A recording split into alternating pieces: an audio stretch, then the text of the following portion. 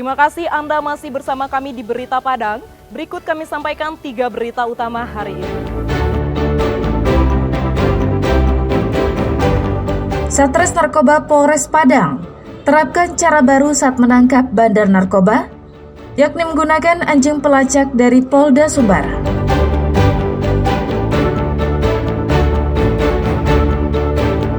Gadaikan sepeda motor dinas demi judi daring, pelaku dan penadah ditangkap polisi 50 kota.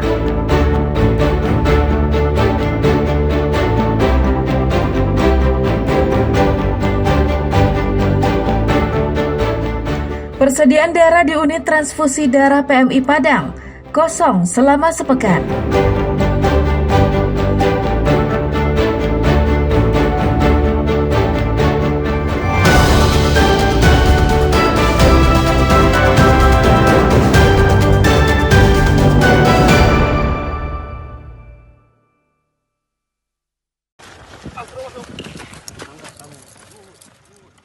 Anjing pelacak tak hanya bertugas dalam dunia militer atau mencari jejak pelaku kriminal yang melarikan diri.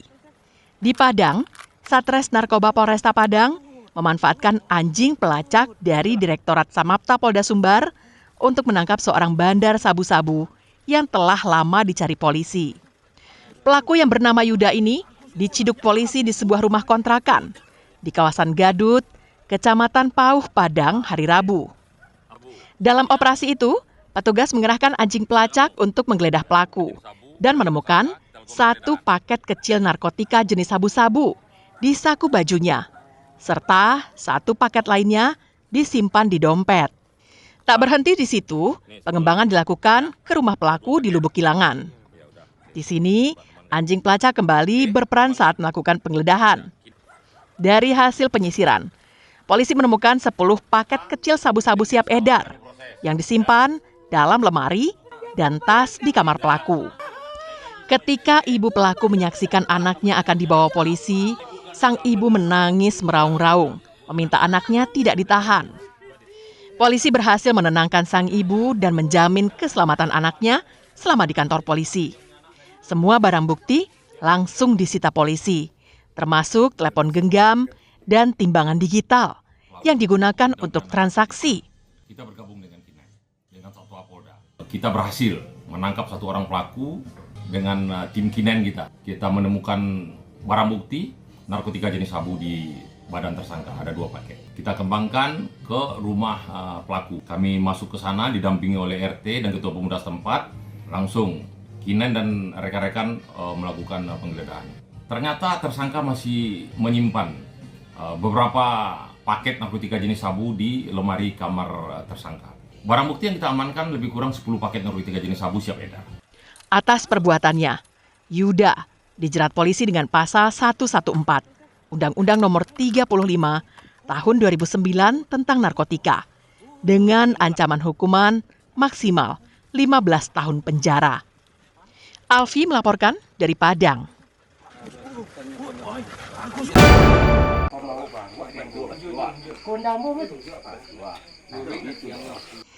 Karena kecanduan judi daring, seorang pria di 50 kota nekat menggelapkan sepeda motor dinas milik kakak iparnya sendiri. Pelaku nekat menggadaikan kendaraan plat merah tersebut seharga Rp1.500.000 dan menghabiskan uangnya untuk judi daring. Polisi bergerak cepat setelah menerima laporan dari korban, yaitu kakak ipar pelaku yang merupakan seorang tenaga harian lepas di lingkungan pemerintah Kabupaten 50 Kota. Joni diringkus tim Opsnal Satreskrim Polres 50 Kota di Jorong Balai Rupi, Nagari Koto Baru Simalanggang, Kecamatan Payakumbuh, pada Senin malam. Tidak berhenti di situ, pengembangan kasusnya membawa polisi kepada tersangka kedua. Berbekal informasi dari Joni, tim bergerak ke Kabupaten Padang Pariaman dan meringkus Degi, seorang petani di Sicincin yang berperan sebagai penadah sepeda motor hasil kejahatan itu. Saat diinterogasi, Joni mengakui perbuatannya dengan menggadaikan sepeda motor itu bersama seorang rekannya yang bernama Dike dan kini masuk dalam daftar pencarian orang. Dapat kami jelaskan bahwasanya kedua tersangka kita amankan dalam perkara penggelapan sepeda motor dinas. Penggelapan dilakukan oleh terlapor dengan cara meminjam sepeda motor kepada kakak iparnya yang merupakan kendaraan dinas, kemudian digadaikan oleh dua orang terlapor ini ke Sicincin, Kabupaten Padang Pariaman. Untuk hasil penggadaian senilai Rp1.500.000 dipergunakan oleh si terlapor untuk bermain judi online jenis slot. Kini, kedua tersangka telah ditahan di Mapolres 50 Kota untuk menjalani proses hukum lebih lanjut. Sedangkan Dike masih diburu polisi untuk mempertanggungjawabkan perbuatannya. Ikhlasul Ihsan melaporkan dari 50 Kota.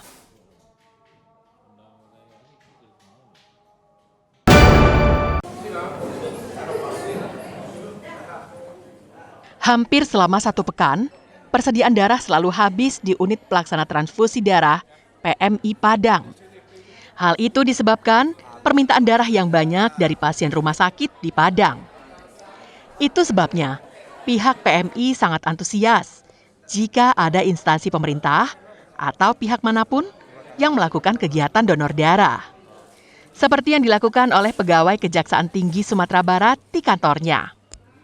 Dr. Kim dari UPTD PMI Padang mengatakan, saat ini persediaan darah di PMI Padang sering habis.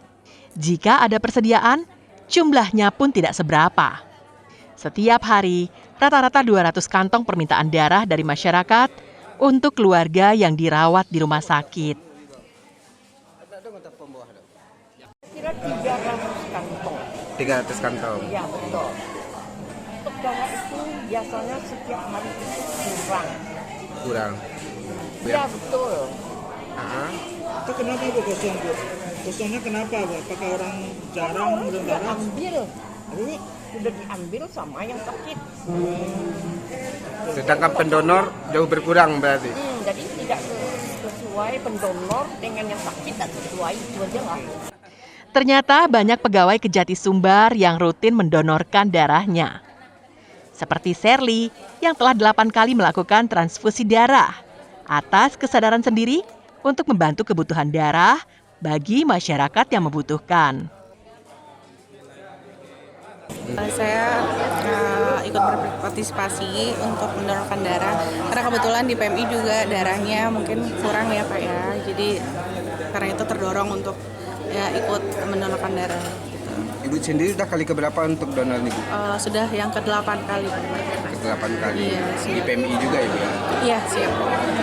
Kepala Kejaksaan Tinggi Sumbar mengatakan pihaknya rutin melakukan kegiatan donor darah sekali dalam 2 bulan. Bahkan ia juga telah memerintahkan para kejari di Sumatera Barat untuk melakukan kegiatan serupa. Orang itu sudah sekitar 50-an, 50 kantong. Bu, ini kegiatan ini mungkin juga rasa keprihatinan sejak seminggu terakhir ini stok darah di PMI tidak ada sama sekali Bu. Iya. Oh ya, saya malah baru oke. Alhamdulillah kalau itu bisa mendukung atau membantu kekurangan stok darah di PMI dan memang rutin kita lakukan setiap 2 bulan. Kalau bisa dipercepat pun kita mau, tapi kan semua ada aturannya. Dalam kegiatan ini berhasil terkumpul 50 kantong darah. Kegiatan ini digelar untuk memeriahkan Hari Bakti Adiaksa ke-65 yang diperingati setiap tanggal 22 Juli. Robiha melaporkan dari Padang.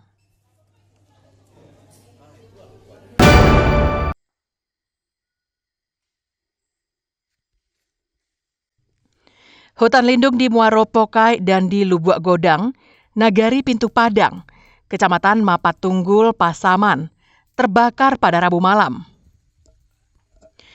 Mendapat informasi itu, Satgas Karhutla dan Polisi Kehutanan langsung ke lokasi kebakaran dengan membawa alat pemadam kebakaran dan mesin penyedot air untuk memadamkan kebakaran itu. Hutan lindung di Muaro Pokai dan Lubuak Godang terbakar cukup luas, sekitar 30 hektar. Apinya cepat membesar karena banyak dedaunan dan ranting yang mengering. Selain itu, kencangnya tiupan angin juga memperbesar nyala api. Kebakaran hutan ini terjadi diduga akibat puntung rokok yang dibuang sembarangan. Hingga Kamis, kebakaran hutan lindung masih berlangsung. Bisa jadi karena oleh kelalaian, oleh oknum, oleh karena puntung rokok, karena musim kemarau yang sangat tinggi, yang sangat yang udah lama musim kemaraunya, sehingga yang pada umumnya di sana banyak juga memang tumbuhan alang-alang yang mengakibatkan mudahnya terbakar. Hutan lindung ini tergolong hutan yang masih perawan. Banyak hewan dilindungi yang bermukim di hutan ini, seperti harimau Sumatera, beruang madu, tapir, landak, rusa, dan kambing hutan. Selain hewan, beberapa tumbuhan langka dan endemik juga menghiasi hutan lindung ini. Salah satunya adalah pohon gaharu yang menjadi ciri khas. Fauzan melaporkan dari Pasaman.